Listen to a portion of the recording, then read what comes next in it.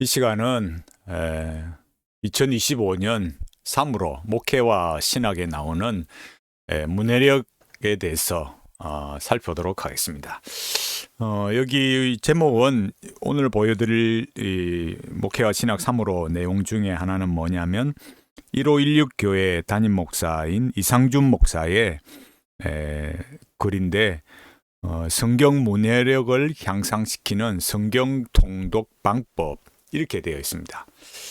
그래서 그 중간에 여기 이제 몇 페이지냐면은 50페이지의 제목이 거룩한 상상력으로 읽고 질문하라 이렇게 되어 있습니다. 거룩한 상상력으로 읽고 질문하라 이렇게 되어 있어요. 이제 우리가 이런 이제 신학의 현실을 보면 목회자들에 대한 어떤 사상들, 생각들을 보면 모든 것이 잘못되어 있는 것은 아니지만 너무나 변질이 되어가고 있다. 이런 것들을 우리가 봐야 됩니다. 특히 이제 제가 계속 말씀드렸듯이 이 목회와 신학의 이번 3월 달에 여기 표지에는 여기 좀 글씨가 작아서 잘 안 보이시겠지만 여기에 나오는 부분에 뭐라고 해놨냐면 문해력 저하 시대 목회적 대안 이렇게 되어 있어요.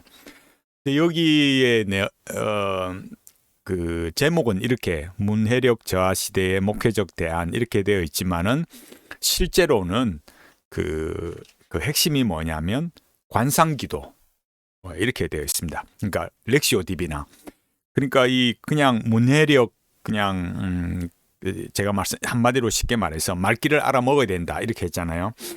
그 말귀를 알아듣는 거 그러니까 맥락을 읽을 줄 알고 책이 뭔 말 하나 성경이 뭔 말 하나 알아먹어야 된다. 말귀가 뚫려야 된다. 이제 그런 거죠. 그런데 이제 제가 이제 말씀을 드리듯이 그러니까 이제 이런 내용들을 잘 보면 얼마나 우리 안에 그런 혼합이 심각한가, 변질이 심각한가 이런 것들을 보게 되는 거예요. 여기 이제 내용에 이제 다 글을 살펴볼 수는 없고 이 글을 다 살펴볼 수 없고 앞에 이제 김도인 목사 글을 봤듯이 이제 이번에 이상준 목사의 글을 이렇게 우리가 보면 하나씩 보면 정말 많이 놀라게 됩니다. 그러니까 여기 이제 내용을 한번 보면 1516 교회 이상준 목사가 뭐라고 했을까요? 거룩한 상상력으로 읽고 질문하라 이렇게 했거든요.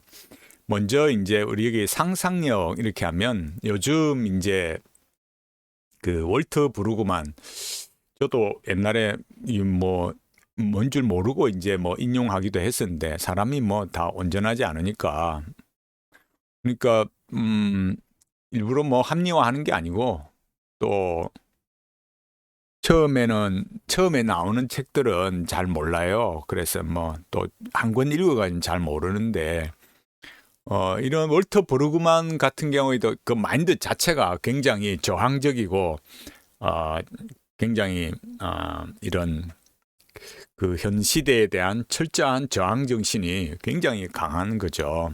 그게 무슨 말인지 이제 여러분 아실 거예요.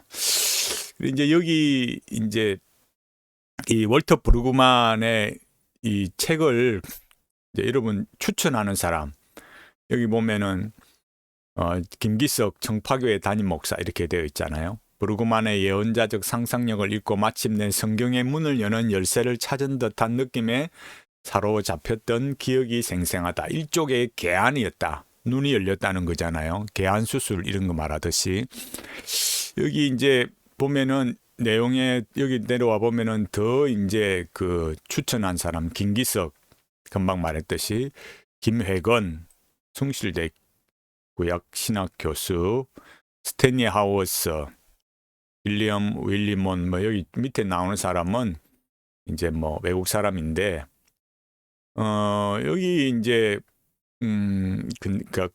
그 추천하는 사람을 보면 이 책이 어떤 책이겠다. 이런 것들을 소위 말해서 감지할 수 있는 거죠.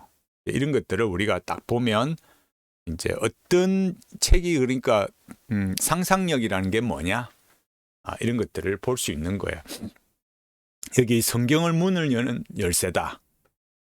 그게 뭐냐 하면은 이 예언자적 그 상상력 이 책에 그러니까 15페이지에 뭐라고 하냐면은 그러니까 이 그 시대 사회를 지배하고 있는 이 문화 또 그러니까 거기에 적응해서 동화되어가는 그런 그 우리로 말하자면 교회 이런 목회 여기를 이제 대안을 제시하는 거 그런 것들이 예언자적 상상력이다 이렇게 말합니다. 그러니까 지배의식을 해체하고 새로운 대안을 제시하는 게 뭐냐?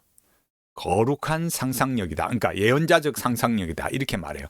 그러니까 거룩한 상상력이라는 말도 뭐 말은 좀 앞에 여기는 예언자적이고 또 여기서는 거룩한 상상력이다. 이렇게 말은 그렇게 표현을 했지만은 이제 그 상상력이라는 것이 굉장히 이제 그 주관적이기 때문에 또 개인의 어떤 그 느낌, 개인의 생각 이런 것들이 굉장히 기반이 된 거기 때문에 정말 무서운 거죠. 그러니까 그 이 예언자적 상상력이라는 책에서도 말하듯이 이 책에서 이제 그 대안적 세상을 찾는 거 이런 걸 말할 때 여기 45페이지 보면 뭐라 하느냐. 폴 리케르의 중요한 저작들을 통해서 특히 성서 본문은 발화 행위 속에 존재하는 대안적 세상을 찾고 제공하는 상상력의 행위라는 사실이 밝혀졌다. 이렇게 말했어요. 뭐 근원 자체가 폴 리케르니까 이런 사람들의 이런 마인드에서 나온 거니까 벌써 그 내용 자체가 건전하지 못한 거죠. 요즘은 뭐 신학교 교수나 또 뭐 목회자들이 폴 리케르 들고 나오기도 이렇게 하는데 그 기독교이기를 포기하는 거죠. 여기 보면 이제 이상준 목사가 뭐라고 하면은 그 성경 통독을 하면 할수록 점점 더 하나님은 과연 어떤 분이신가를 알아가는 방향으로 간다. 이렇게 말하면서 성경을 통독하면 완벽한 균형을 갖고 계신 하나님이 도대체 어떤 분인지 자꾸 머릿속으로 그려보고 상상하게 된다. 거룩한 상상력은 성경을 통독할 때 문해력을 높이는 데 큰 역할을 한다. 이렇게 말했어요. 여기 보면 여기 중요한 게 이제 이런 걸 잘 봐야 됩니다. 여기 이제 우리가 성경을 보는 걸 관점을 말할 때 거룩한 상상력이 성경을 통독할 때 문해력을 높이는 데 큰 역할을 한다. 이렇게 생각하는 거예요. 자, 여기 보면은 이제 우리가 두 가지를 제시하고 있죠. 여기서 우리가 좀 잘 봐야 되겠습니다. 아브라함을 말하고 하박국을 말했어요. 그죠? 아브라함을 뭐랍니까? 소돔에 의인 10명이 있어도 심판하시겠느냐 이렇게 말했잖아요. 하박국은 뭐라 그래요? 어떻게 악인들이 자기보다 의로운 사람을 삼키는데 침묵하고 방관하시느냐 두 가지잖아요. 아브라함이나 하박국이나 여러분 거룩한 상상력에 이렇게 그런 그 여기 말하듯이 그 이 두 사람이 말해요. 여기 나오듯이 뭐라고요? 여기 나오듯이 성서의 이런 인물들의 질문과 마음이 우리 것이 될 때 성경은 현재형이 된다. 이렇게 말했잖아요. 그러니까 우리가 잘 알아야 될 것은 이런 것들이 질문과 마음 이런 것들이 거룩한 상상력을 통해서 우리에게 주어지느냐. 이걸 이제 우리가 잘 봐야 되는 거예요. 여기 제가 왜 말씀드리냐면은 아브라함이나 하박국이나 우리가 성경이라는 거는 이제 제가 늘 말씀드리지만은 많이 읽어서 알게 되는 게 아니에요. 이게 그 뭐라 그럴까? 다른 세상의 책들과, 그러니까 세상의 책들과 뭐라 그럴까요? 기독교 성경이, 예, 성경이 말하는 것과 그게 무슨 차이냐? 이 차이를 분명하게 잘 모르는 거죠. 제가 왜 계속 뭐라 그럴까? 수양론, 중생론 이걸 말하느냐? 이거를 여러분 분명한 차이를 봐야 돼요. 그러니까 여기 거룩한 상상력으로 읽는다 할 때 뭐 그렇다고 우리가 뭐 상상을 안 한다 이런 거 아니지만은, 그러나 현대의 이런 신학이 말하는 거룩한 상상력이나 또 예언자적 상상력이나 이런 상상력은 우리가 생각하는 것처럼 그런 뭐 이렇게 그냥 한번 생각해 보는 이런 정도가 아니란 말이에요. 그럼 이게 뭐냐? 제가 말씀드렸듯이 세상의 수양론이라는 것, 책을 어떻게 읽으라고 말합니까? 그러니까 독서 백편의자현. 그러니까 세상의 그 수양론의 중요한 말 중에 하나가 독서 백편의자현이라는 거예요. 이게 무슨 말이냐면은 어떤 책이 있는데 책을 100번 읽으면 그 뜻이 저절로 드러나게 된다라는 거예요. 이게 원래 이게 가르치려고 하는 의미가 뭐냐면 학문을 부지런히 갈고 닦으면 저절로 성취된다 이거예요. 독서 백편의자현 이런 거죠. 이 수양론에서 이렇게 가르치는 거예요. 열심히 자기가 부지런히 그렇게 하면 되는 거죠. 그럼 성경은 뭘 가르칠까요? 여기 아브라함이나 하박국이나 성경의 이 내용은 뭐예요? 우리가 아는 아브라함이 아는 거나 하박국이 아는 거나 성경이 말하는 지식은 뭐예요? 계시된 지식이에요. 내가 거룩한 상상력으로 알게 된 지식이 아니라 뭐한 지식이라고요? 하나님께서 아브라함에게 계시해 주신 지식이고 하박국에게 계시해 주신 지식이에요. 아브라함이 질문한 거나 하박국이 질문한 거나 그러면은 그 계시한 지식이라는 것에, 계시한 지식이라는 그 말의 그 내용은 무엇이겠습니까? 지극히 언약적이고 지극히 구원론적이다 이 말이에요. 언약을 모르면 아브라함의 이 질문이나 또 하박국의 질문이나 무슨 말인지 못 알아듣는 거예요. 제가 여기도 말하듯이 문해력이라 말하듯이 말귀를 못 알아듣는다 이거예요. 그러니까 여기 말하는 것처럼 이상준 목사님께서 말씀하시는 것처럼 그죠? 뭐라고요? 거룩한 상상력, 또 뭐 요즘 목사님들 이런 말 많이 설교 중에 이제 조금 이제 뭘 좀 시대의 컨텐츠를 안다 싶으면 이런 말을 하는데 그러나 뭐라고요? 성경에 계시된 지식은 하나님께서 계시해 주신 지식이고 아브라함이나 하박국이나 언약에 기초해서 이렇게 삶을 살아가고 문제가 있을 어려움을 만나고 위기를 겪을 때 그런 언약에 근거해서 하나님께 겸손하게 질문한 거죠. 그 다음에 또 뭐예요? 그 언약이라는 걸 말할 때 하나님의 그 구성적 사랑, 그 하나님의 인격에 호소하는 것이지 거룩한 상상력으로 그렇게 뭘 만들어내는 게 아니란 말이에요. 이게 굉장히 중요한 겁니다. 성경을 이해할 때 하나님께서 우리의 우둔한 이런 그 지혜를, 우둔한 우리의 모습에 하나님의 계시를 주셔서 알게 하시고 거룩하고 건전한 지혜, 하나님을 아는 지혜, 또 인간을 아는 지혜를 우리에게 지식을 주셔야만 가능한 거죠. 그래서 아브라함이나 하박국이나 거룩한 상상력이 아니라 그 계시된 지식, 그리고 그 구원과 언약의 지식에 근거해서 뭐예요? 하나님의 성품에 호소하고 하나님의 인격성에 호소해서 이렇게 구한다 이거예요. 그 다음에 이제 성경 이어서 말하는데 여기 이제 이상준 목사님이 여기 좀 제법 길게 글을 썼어요. 근데 여기 보면 이어지는 페이지 또 보면 성경 통독하면서 이 땅의 관점으로 사는 이들에게 보이지 않은 하나님 차원에서의 관점이 열리는 일은 놀라운 축복이 아닐 수 없다. 이 고린도전서 인용하면서 유대인은 표적을 구하고 헬라인은 지혜를 찾으나 우리는 십자가에 못 박힌 그리스도를 전하니 그리스도는 하나님의 능력이요 하나님의 지혜니라. 이 말씀 했어요.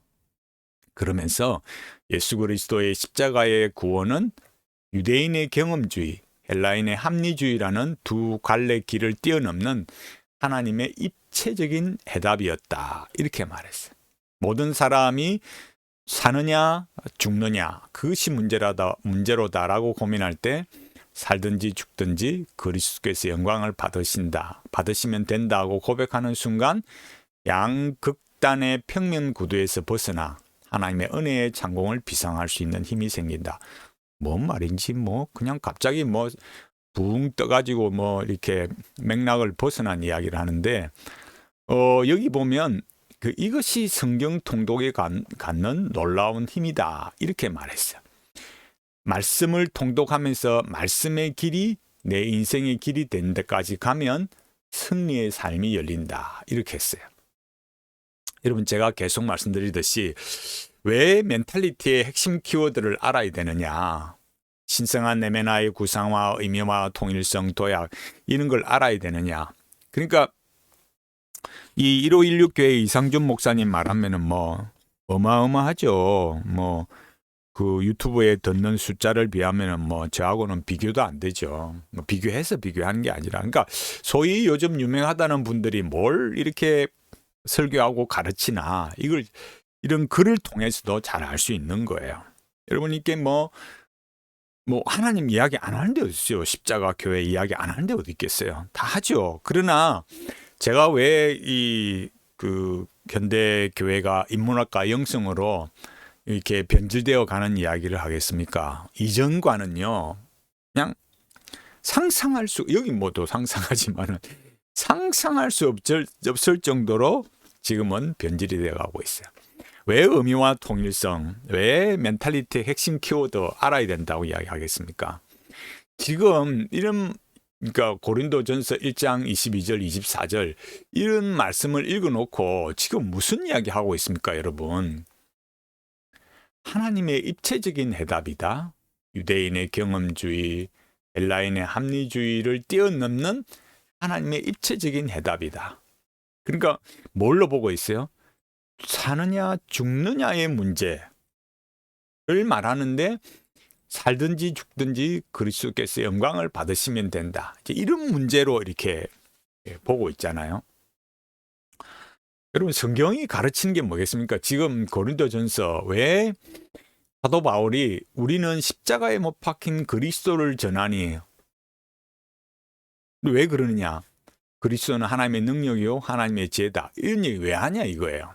왜 하겠습니까? 제가 멘탈리티 키워드 말하듯이 구원론을 말하는 거예요. 구원론은 뭐냐? 구원론은 뭐냐 할 때 인간이라는 이 죄악된 본성, 이 존재를 변화시키는 하나님의 능력이다. 그게 구원이다 이거예요.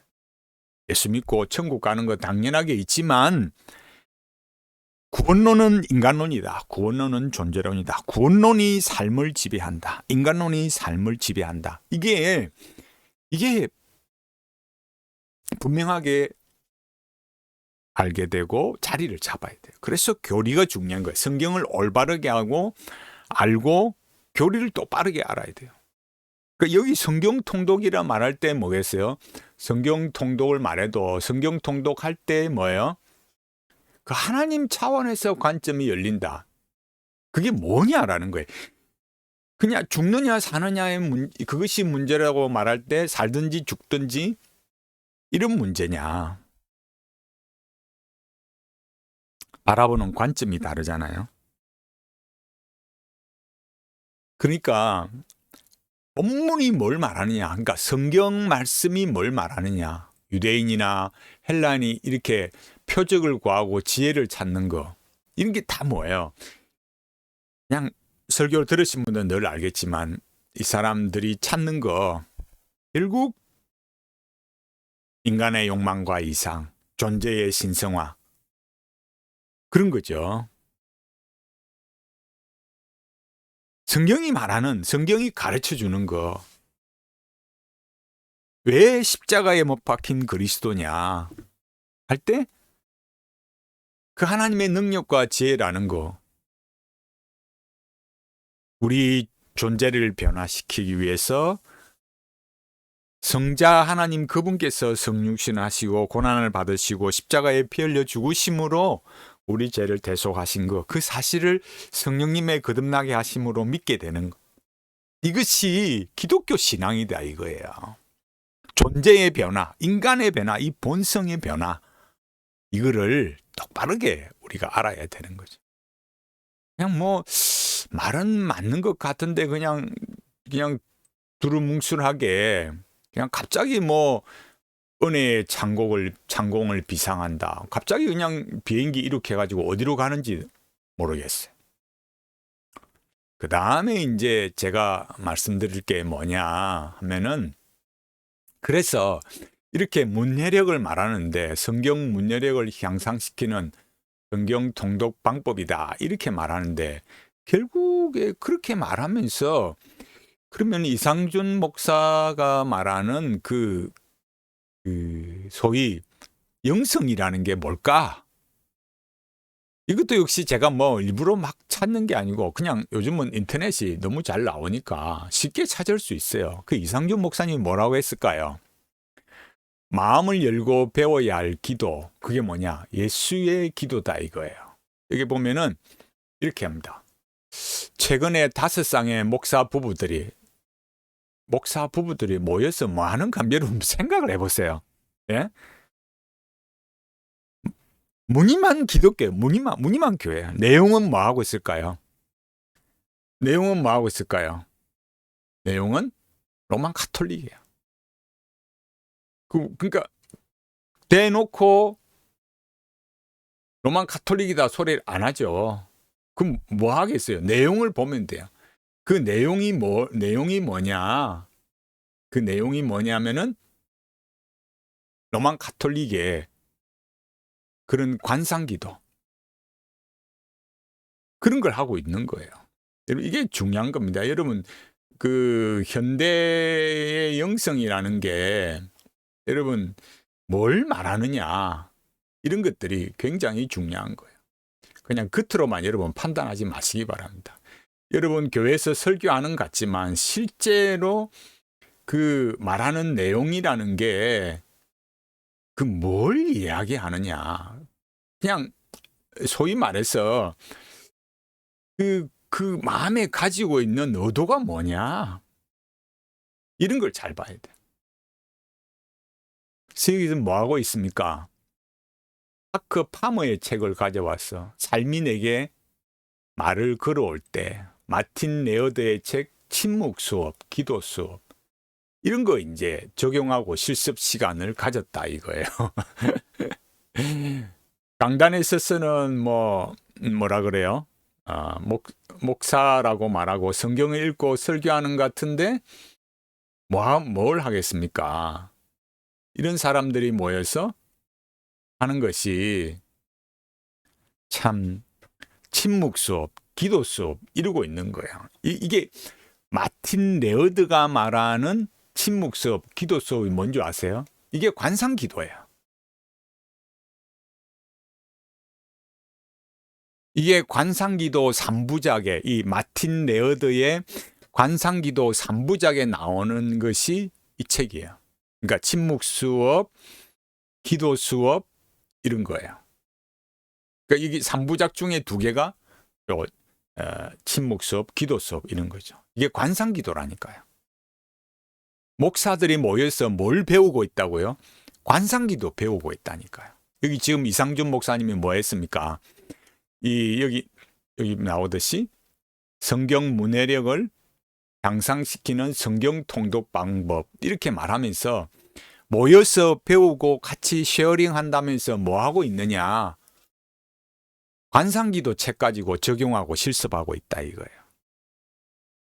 여기 뭐라 합니까? 사실 개신교 목사들에게 메노나이트 전통이나 수도원 전통의 관상기도, 향심기도, 침묵기도 이런 거 말하잖아요. 매우 생소한 것이다.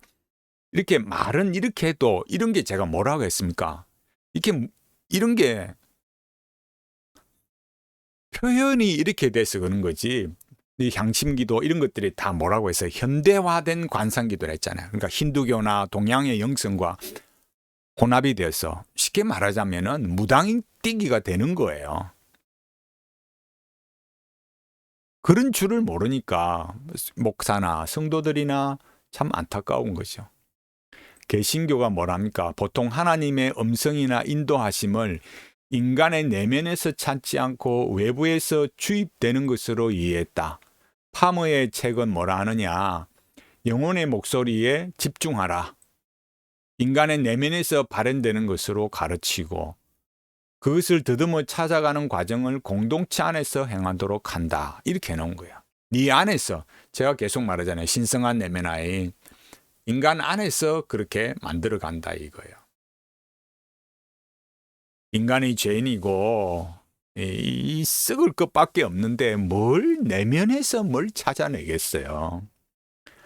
관상기도 뭐랍니까? 여기에 이제 이질감이 있다. 낯설 뿐 아니라면서 리차드 포스트, 달라스 윌라드, 레노바레, 이동원의 관상기도 이런 걸 참여해서 이제 이런 묵주를 돌리면서 호흡하고 주 예수 그리스도 제게 자비를 베푸소서 무한 반복한다는 것은 동양의 명상운동을 연상시키기에 충분하다. 과거에 어느 단체가 문화사역한다면서 뉴에이지 운동을 강력하게 비판한 적이 있고 그것이 한국교회에 선풍적인 인기를 얻었다. 그 결과 우리 안에 형성된 선입견은 생각보다 견고하고 강력하다. 그러니까 어떤 단체가 뉴에이지 운동 비판하고 뭐예요? 그래서 이런 관상의 영성에 문제를 제기했는데 그게 선입견이 되었다는 거잖아요. 근데 이게 21세기가 시작되면서부터 뭐냐? 한국 교회는 그 한계에 도달했다. 여러 가지 면에서 정상들이 여러 곳에 감지되었다. 팬데믹 이후에 뭐예요? 모든 것이 수면 위로 드러나게 되었다. 총체적 난국이다. 그러면서 뭐 하느냐? 여기에 그러면서 뭐 성경 읽기와 기도 생활 자체의 심각한 한계에 도달했음을 알게 되었다. 그래서 여기 말하는 게 뭐예요? 새로운 돌파구가 필요하다. 부모 세대가 가졌던 기도의 열정을 회복하라고 비난하라고 정지할 것만이 아니고 새로운 기도의 문을 열어주고 더 깊은 기도의 세계로 안내해 주어야 한다. 문제는 뭐라고요? 우리들에게 그런 안내스가 없다 이렇게 말해요. 그래서 여기 뭐라느냐? 우리는 성경과 전통으로 다시 되돌아가야 한다. 이게 뭔데요? 관상기도. 그런 면에서 이게 뭐라 그래요? 우리가 잃어버린 기독교 역사에서 잃어버린 기도의 전통을 다시 재발견해야 된다. 그 뭐 해야 되느냐? 예수 기도. 이걸 해야 된다 이거예요. 여기 뭐랍니까? 넘어야 할 산들이 여전히 존재하지만 목욕물과 함께 악의를 버리는 실수를 하지 말아야 된다. 우리의 필요만을 관철시키는 것이 아니라 뭐 이렇게 말하면서 그분의 임재 앞에 서는 것이라는 사실을 배워야 한다. 진짜 깊은 기도는 단순한 기도이다. 새롭게 배워야 된다. 이렇게 말하고 있잖아요. 뭐 한다고요? 예수의 기도. 이걸 읽고 이제 이렇게 글을 올린 거예요. 여기 뭐냐? 월요일 오전 반 이상주 내가지고 21년도 이랬으니까 지금은 또 어떻게 했어요? 그러니까 여기 제가 보여드렸듯이 뭐라고 했어요? 요즘 목사들이 모여서 뭐 하느냐? 5쌍. 목사 부부들이 모여서 뭐예요?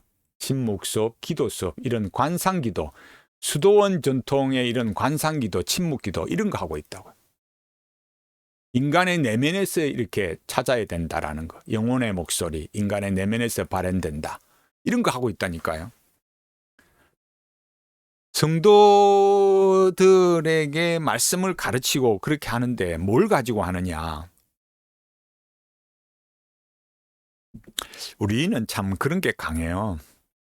그러니까 외국 사람이 뭘 말하면 그 외국 사람, 그 서양 사람에 대해서 물론 무조건 나쁘다는 건 아닌데 그 영성에 대해서 특히 말할 때는 굉장히 주의해야 되는데 그런 분별이 없어요. 여기 제가 아이러니 하잖아요. 여기 뭘 말했어요? 성경 문해력이라 했잖아요. 문해력이 뭐라 했어요? 말귀를 알아들어야 된다고. 그러니까 말귀를 알아듣는 게 분별력이 생기는 거잖아요. 저걸 내가 취해야 될지 버려야 될지 또 이게 무슨 말을 하는지 똑바로 알아먹어야 되는 거잖아요. 당연히 그래야 되는 거 아니겠어요? 그런데 이런 것들 문해력을 말하면서 이 목회와 신학에 글을 낼 정도인데 문해력을 말하면서 뭐예요? 왜 이런 거는 문해력이 안 되냐 이 말이에요. 정말 기절할 일 아니겠어요? 이런 게 여러분 이게 기독교 안에서 가능한 겁니까 여러분? 이런 게 기독교 안에서 되는 거예요? 성경이 언제 인간의 내면 안에서 뭘 끄잡아낼 게 있다고 그걸 가르치는 게 로만 가톨릭이란 말이에요. 자유의지를 말하는 거나 이게 굉장히 자연신학 이런 게 다 근본적으로 그런 걸 말한단 말이에요. 리차드 포스트 케이크, 달라스 윌라드도 마찬가지고 반상기도, 레노바레 다 그런 거 옹호하는 사람이잖아요. 기독교 아니라니까요. 분명히 여기 동양의 명상 이런 거 이야기하면서도 누에준동 이렇게 말하면서도 뭐 한다고요? 뭘 하느냐? 더 깊은 세계에 안내를 해줘야 된다. 뭐 하라고요? 예수기도.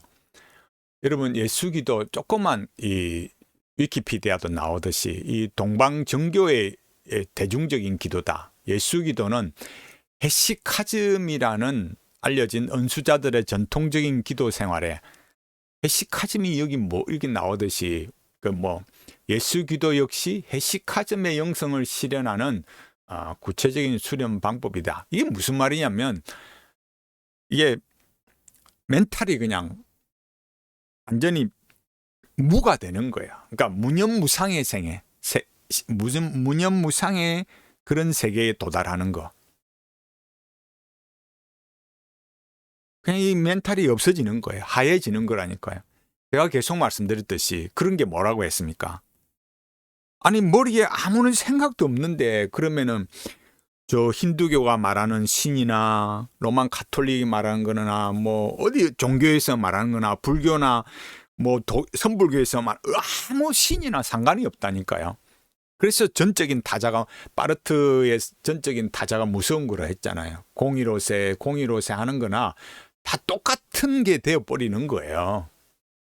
그래서 여기 보면 이건 뭐냐? 카톨릭 타임즈에 나오는 거예요. 예수기도, 예수 이름을 반복해서 부르는 기도 이렇게 해서 뭐라 하느냐? 여기 잘 보십시오.